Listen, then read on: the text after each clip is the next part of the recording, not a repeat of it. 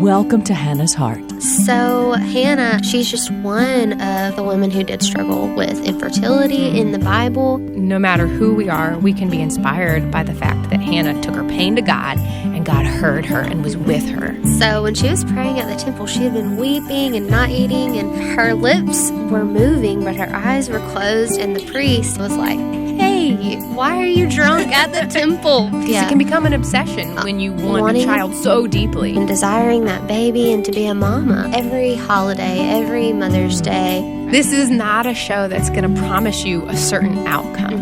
But this is a show that says, however God answers your cry, we know that He's enough.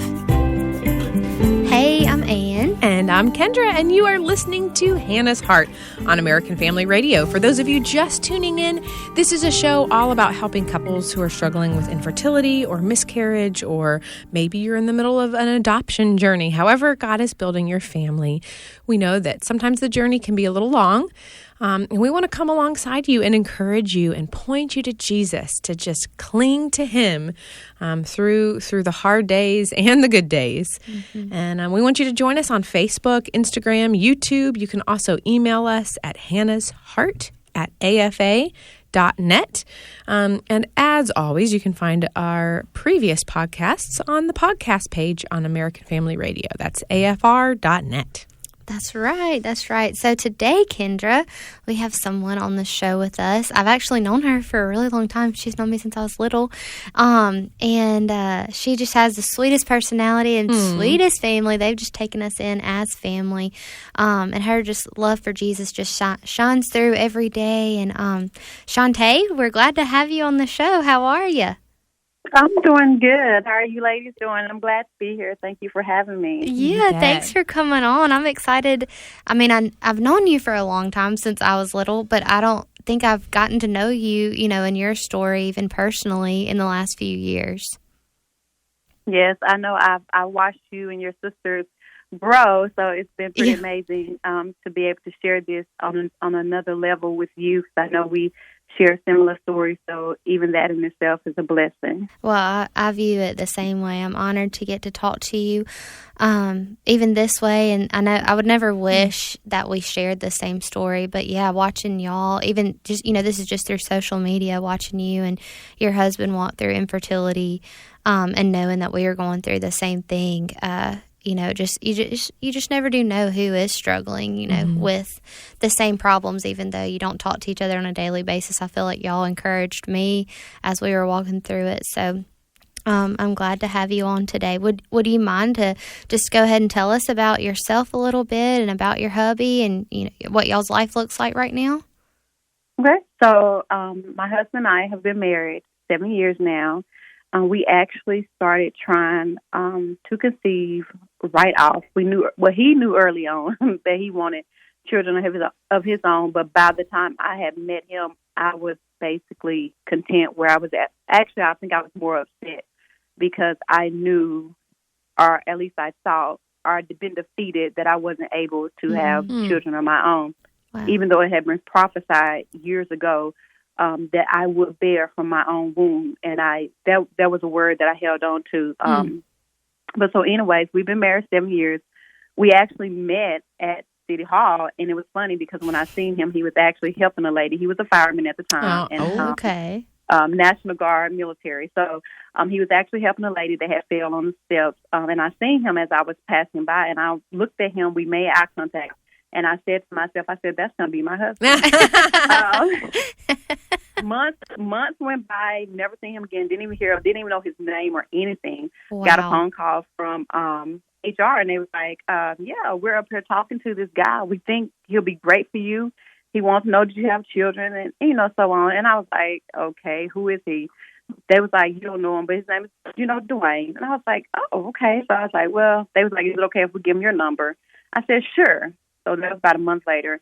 We text for literally a month. When we finally agreed to meet up, he walked into Buffalo Wild Wings. I looked up, and I said, oh, my goodness, this is the man that I said would be my husband. A man in a uniform my. is hard to look away from when they're serving and helping Especially others. when they're right. Yeah. Oh man. And we have been inseparable ever since. Aw. And we dated August the 14th. We eloped. Okay. April the 23rd, 8 months later, we eloped on his birthday. We didn't tell my parents, but of course, my dad, being a man of God, he knew. And he asked me, he's like, "Did you elope?" And I was like, "Dad, I ain't never lied to you before." I said, "I don't need to start now." I said, "I did." And so and then a year later, we actually had a ceremony on the same day, which is April 23rd, which is his birthday. And we have been together ever since. Oh, that's precious. Yeah. Well, did y'all talk? Ma'am? Did y'all talk ahead, beforehand? Because it sounds like he kind of knew from the beginning that he wanted children, and that you kind of had something like, I don't know about this. Did y'all talk before you got married about kids? We did, and he actually wanted 3, and it wasn't so much that I didn't want any. I actually, I've been a part of my nieces and nephews' life since they were born, and so those were my children. And I never wanted them to feel like they were being replaced by other children. And so I began to, after I found out that I couldn't have children, quote unquote, mind you now, I've been healthy all my life. There's nothing ever been wrong with me. I've been an athlete. I've always taken care of myself. So to hear this news was devastating. So it's kind of one of those things where you just kind of accept it. But then when you've been brought up and you've been always hearing you're going to give birth from your womb, you always have that in the back of your head, so you never lose that. But my nieces started to grow up, and as they started to grow up, and nephews, and they started going to college and moving away, I began to remember how I used to tell God, I don't want kids. So even in that, we have to be careful the words that come out of our mouth, because we can curse ourselves with the words that come out of our mouth. Because even in saying that, I remember how I used to say that, but how, the Lord knew my heart, and he knew that's not what I wanted, because I absolutely love kids. And so my husband knew right off, but I did want them, but however, I had cursed myself, and with the information I had, I knew I couldn't. And so that's when we discussed fostering to adopt, because we knew there were so many children out there that needed the love that we had to provide, because we both come from big families, and we love hard. And we know there's always children that need love, and not just the babies, because there are kids that are older. Right. And so that was the thing that we prayed about. Of course, I prayed about it first, and I said, God, I said, don't change his mind. I said, you change the heart, because my dad said, if you pray to change the mind of a person, then that is not going to work. He said, but pray that God change the heart of the man, because the heart of the man is where it starts. And so that was my prayer. Is God, that you change his heart to where he'll want to foster, because he wanted his own too, which is understandable. Right. And so that started our fostering journey. So when you made that statement kind of in your heart of like, I don't want kids, I'm just curious, was that something that do you think you were doing that to protect yourself because you had been told that you couldn't have children? I definitely was doing it to protect myself, because I had been trying for so long, and you get to a breaking point where you're tired of being hurt, and where you're tired of being disappointed, and then you get the questions of, are you're not going to have kids? You're not going to have kids? Yeah, what are you waiting on? You're not getting any younger, So you get to the point where you even start telling people, child, I don't want kids. It's just easier. Good. I got my nieces and nephews. I'm good. Those are my children. And, they treat me like a mom, and I've been blessed to have sisters and brothers that allow me free reign to be able to parent their children as they were my own. But even in that, it was a shield to protect myself. I had to deal with that with some raw conversations I had with God, where I was kind of trying to protect myself by denying how strong the desire was for kids. Right. And God just kind of sat me down one day and was like, be real. I know what you're thinking. That's right. You can't hide from me. I know it's in the depths of your heart. Right. So that's definitely an important first step. But I love that the Lord led you guys to fostering, and it sounds like opened your husband's heart to that. What was that process like?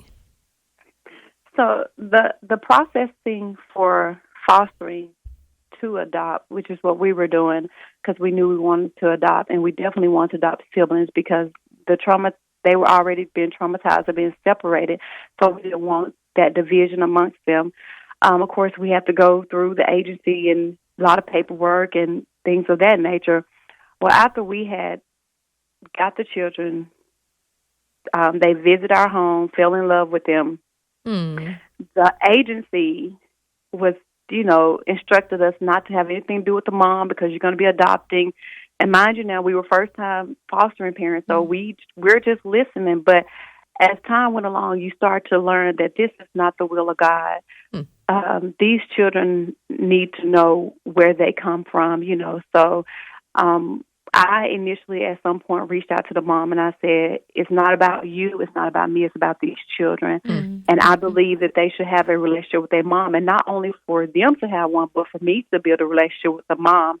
And had God not led me to do that, then I probably wouldn't be still involved in these children's lives today. But when we first initially started fostering, we went from 0 children to a 6-month-old, a 15-month-old, a 2-year-old, and a 4-year-old. Oh my word! So we went from 0 to 4, all in the age of 5. And when I tell y'all, these children, we did not do anything to change their lives, but they did everything to change our lives. And when I say they were truly a blessing to us, they helped us to see who we really were, not just as parents, but as individuals. And it really brought my husband and I closer.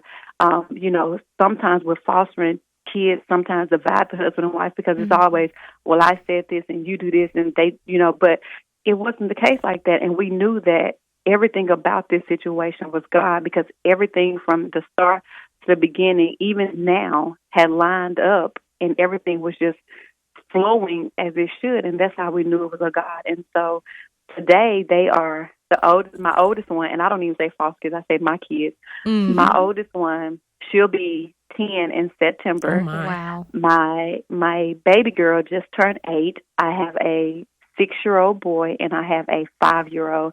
And when I say they know my parents as Mimi and Pawpaw, my siblings as Auntie and Uncle, and they refer to my niece and nephew. Those are their cousins, and that's all they know. They don't know anything else. And I'm Mama, and my husband is Daddy. And they don't say Miss Shanta, they don't say Mama Tay Tay, they say Mama, and that's all they know. So you're in kind of a co-parenting situation right now with the biological mother, is that right?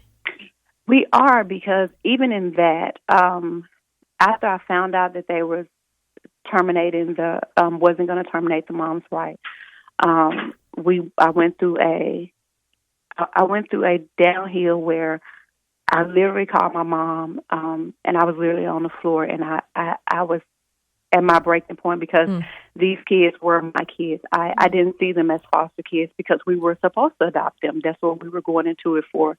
And after that, we would foster more. But I literally, and I just being honest and transparent, I thought I was about to lose my mind on my kitchen floor one night as I broke, and I just cried, and I called my mom. And my mom, who is truly a woman of God, she said, I'm about to come over there. I was like, no, Mom, don't come over here. Just pray. Just pray with me. And in that moment of prayer, God had given me so much peace about the situation, because he let me know that even in this, there is a blessing in all of this. You cannot see it now. He said, but if you trust me, he said, I promise you, you will see it in the end. And I'm seeing everything that he said should be. It's coming to pass. And so even in that moment of my breaking point, I had to remember to trust him. Wow, Shanta. I can't, as a foster mom myself, and we're at that stage in the process of possibly adopting, even thinking about you going through that, it could bring me to tears, because that's exactly what I feel like I would experience myself. But I know every situation looks so different, but I think that that's so, I don't know, I know you probably don't want me to say big of you, because I know it was the Holy Spirit in you to open your heart to that mom. But yeah, what a difference you made in that mom's life, saying, I'm going to be here in this way, and, accepting her, to do this together. And your actions just scream that it's not about you. Right. It wasn't easy.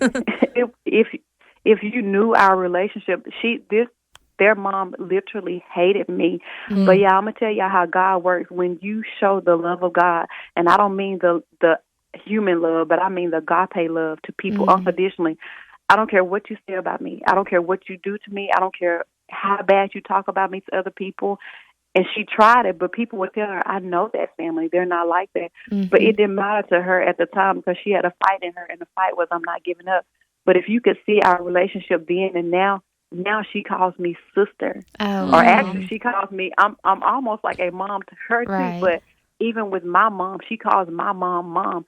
Oh. Yeah, she comes to church now. Like, she didn't even know, she didn't know anything about being a Christian, but even her walk and the way she talks, she said, I'm trying. She said, I'm trying, Shanta. And I said, I see that you're trying. I said, and God is going to reward you for trying. But if you just knew how she was then, and to look at her now, you can even see the change, wow. In her that she's trying. So that's why I say it had nothing to do with me.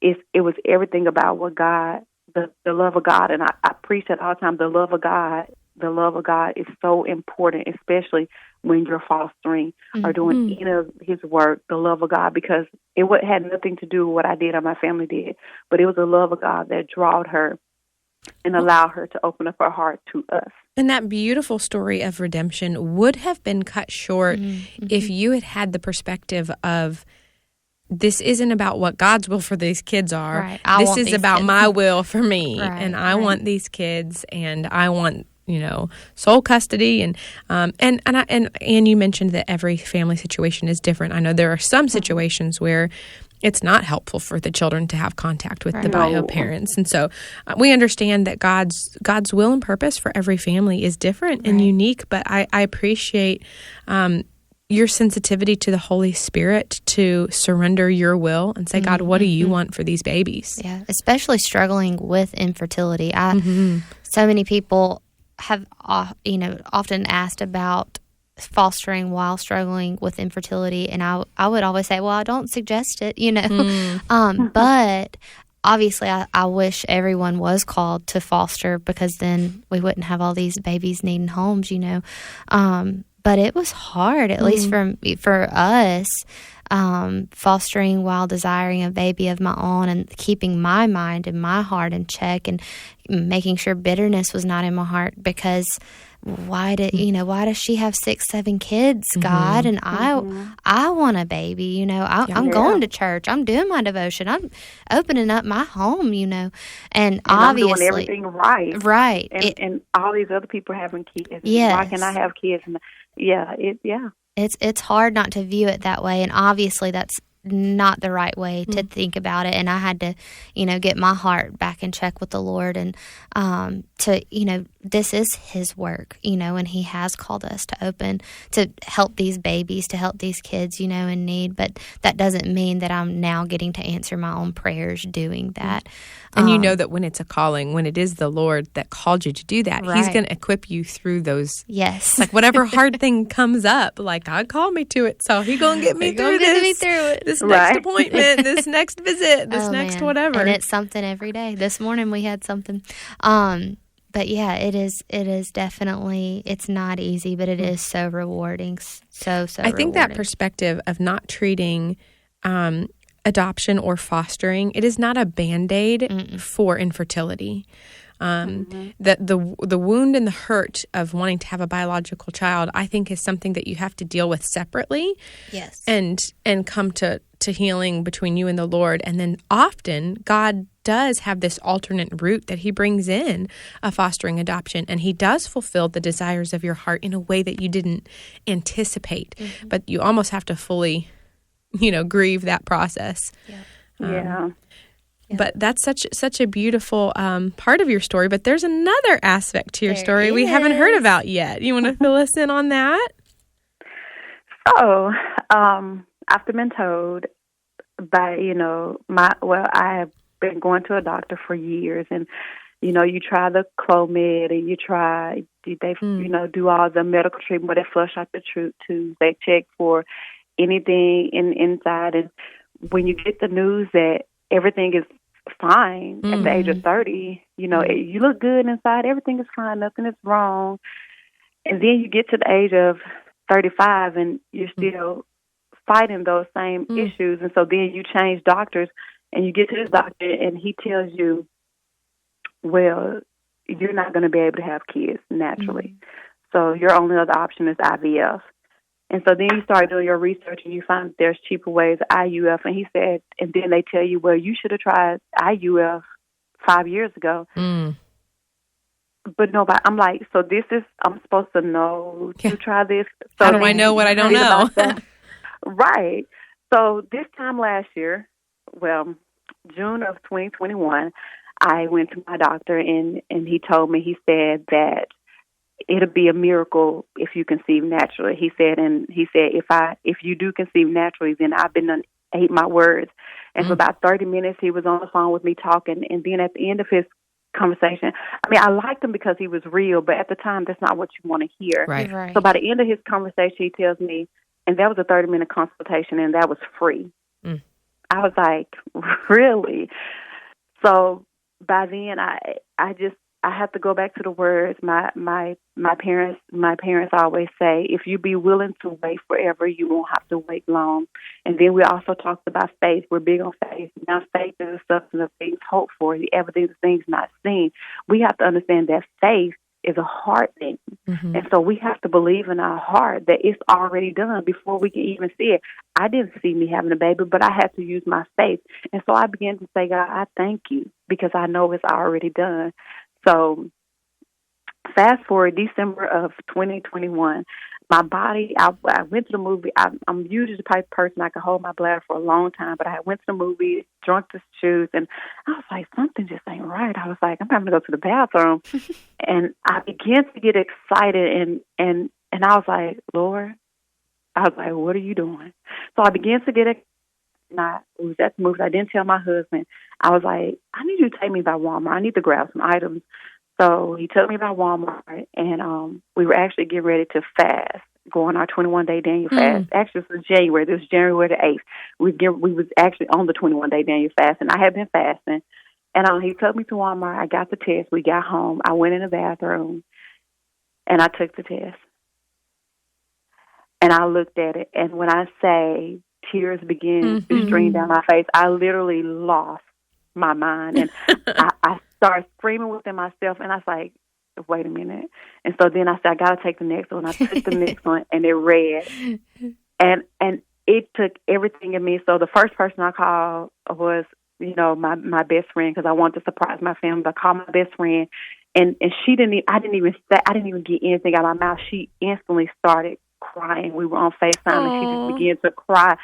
Because for me to be calling her that late at night, she knew, and she knew what I had went through. And then the next call I called was my sister and brother, and I put them on FaceTime, and I showed them the test, and my sister and the mom began to shout and jump up and down. And then I went home one weekend, and it was a Saturday, and I wasn't going to tell my mom because my mom had been praying for me. And you know how mother's heart is always want what the kids desire. So I went home one Saturday for the weekend. I said, I'm going to wait until the whole church Sunday because they had been praying with me. And then my dad had got a package. And mind you, now I'm Superwoman. I can pick up anything. But not thinking, I went to the door and I was like, Dad, you got a package? I was like, I didn't pick it up. And so my mom she pushed me to the side. She's like, I'll get it. She said in that moment she went to her back woman's cave where she prayed. And she said she began to talk to God. She said, God, she said, man, you up to something. She said, I don't know what it is. She said, in that moment, she began to plan when she going. She said, I think, she said, 9 months. She said she calculated 9 months. She said, I'm going to need to put in my vacation, put in to be a week off and a week doing. But y'all, when I went and I told the church, it was as if the Holy Spirit just took over it, and because your whole church had been praying, correct? The whole church, because they knew my story, and everybody had been praying with me and believing God with me. But the theme for this year was the wait is over, and God had given that theme to my dad last year. And I, even in that moment, the wait is over, and how when I began to, give my testimony and tell everybody what God had done for me, and literally, my dad was so shocked, like he was still standing there like in shock. My mom literally she said the Holy Spirit literally knocked her off her feet, because just that Saturday she was talking to God. But to God be the glory, and I'll be having a baby girl come September. Amen. All right, Shanta, I think of the scripture that just says, "For nothing is impossible with God." And some of you listening need to hear that and have that hope that our God is a miracle-working God. Don't give up hoping. Don't give up praying. That's right. Shanta, it was so fun to talk to you today, and thank you so much for being on and telling your story. Thank you, ladies. And I cannot wait to see baby girl. She's going to be so pretty. I know. She's ready to come. She's been kicking. Good. Thank you for listening to Hannah's Heart, and we'll see y'all back next time.